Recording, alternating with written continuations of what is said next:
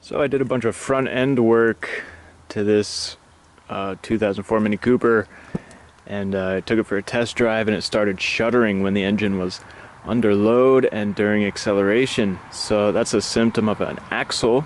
Now the inner axle boot is ripped and the axle slipped apart while I was working on the wheel bearing.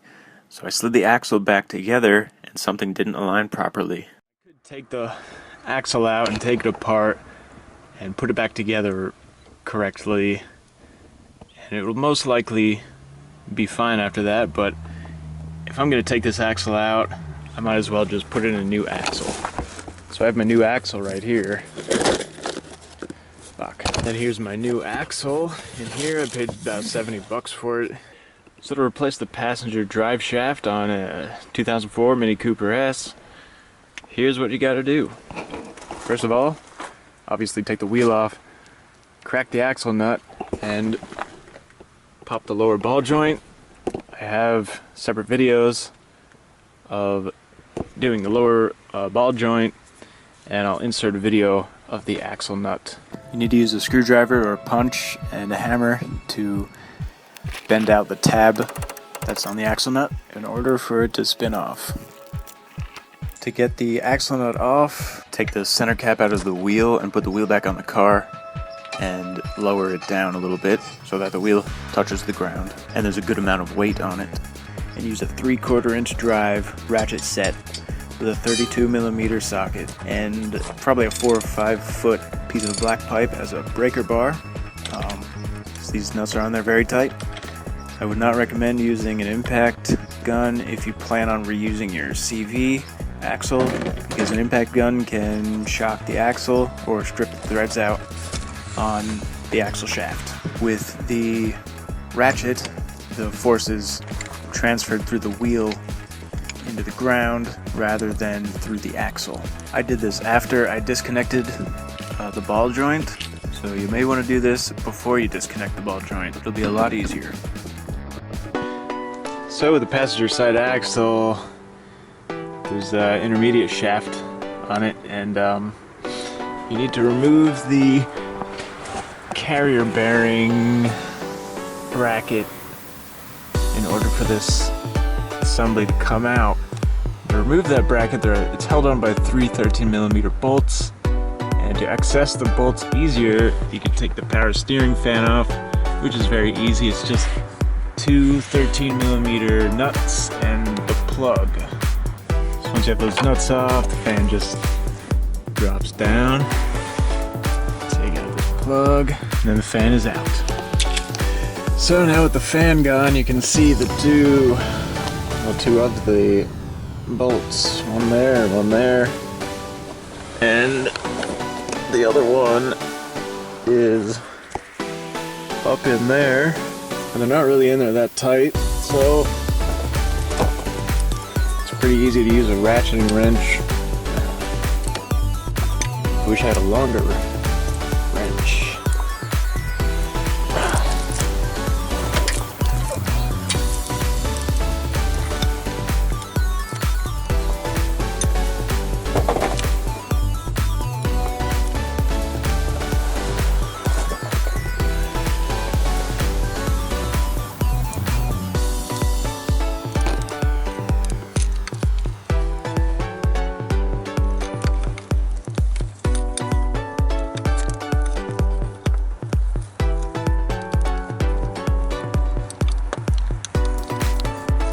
Wow, that one up top wasn't even like tightened down. Maybe that's why it was shuddering. Once that bolt is loose up there, you can reach up through here if you have pretty skinny arms like mine, and finish getting that bolt out. There goes my lens. So once the ball joint is once the ball joint is popped and the axle nut's off, let's pull this forward and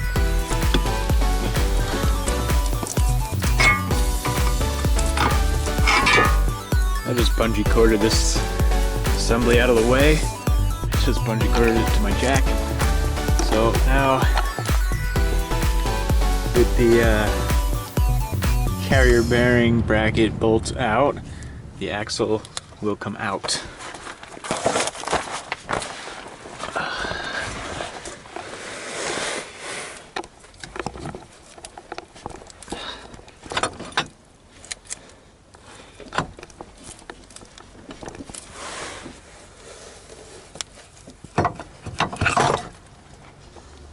There's the end of it.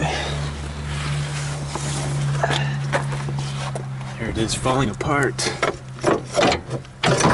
Again.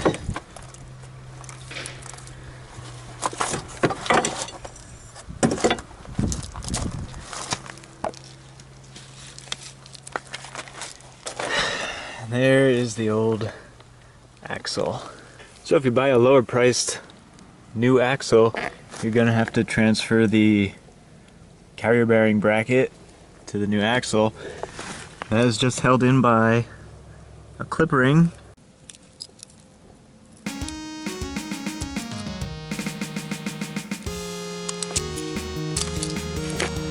Then once you have that clip ring off, you just gotta hit that off with a hammer.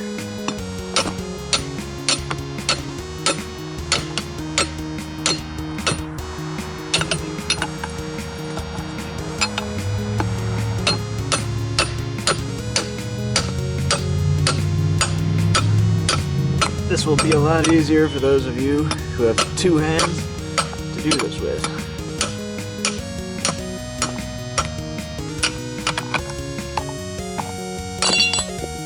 Gotta hit this little grease cap or grease seal protector thing off.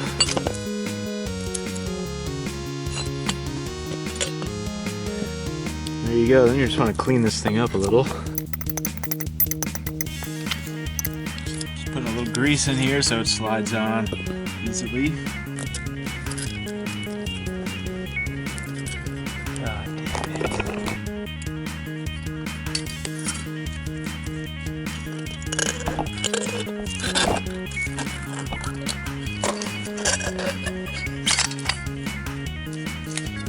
So whoever designed this axle didn't consider this clip ring and made this part way too thick. A lot thicker than on the other axle, and there was kind of inadequate grease in there, so I took this boot off, added more grease. Thankfully I had a kit that had this strap in there. I mean, there was grease in there, but just to me it seemed like there could be more. You finally slide this on here and just tap it on lightly.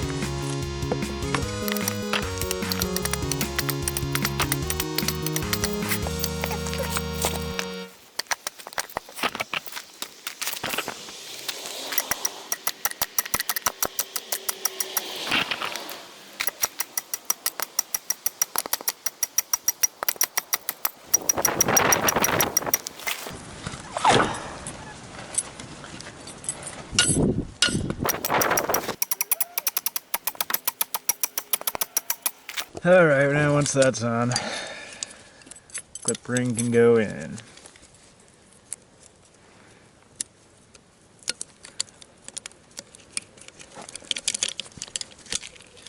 And the little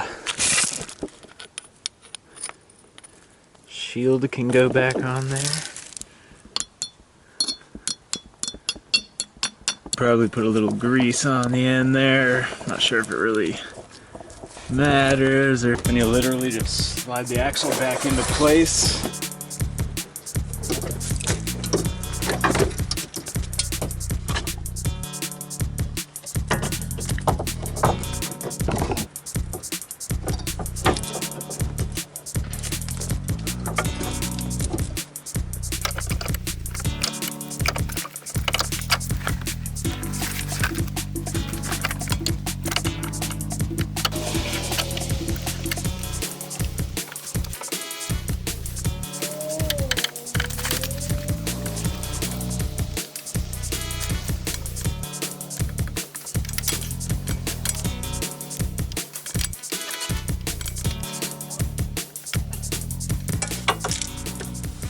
Hardest part of this whole thing was getting that fucking carrier bearing bracket aligned so the axle won't slide into the transmission.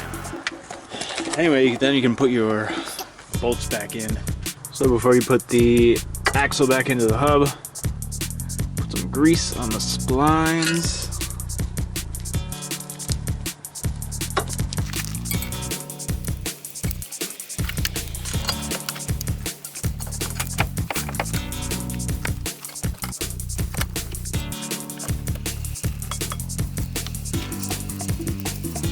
All of the lower ball joint nuts and bolts get torqued to 41 foot-pounds. The axle nut gets torqued. I've read 134 foot-pounds in some places, and I've read 150 foot-pounds in some places. I'm just gonna go with 134.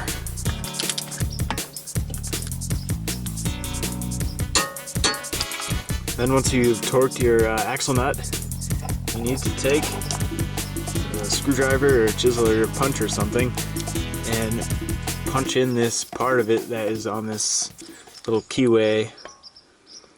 This prevents the axle nut from backing off. Please subscribe for more videos like this, and if you liked the video, hit the like button, and thank you for watching.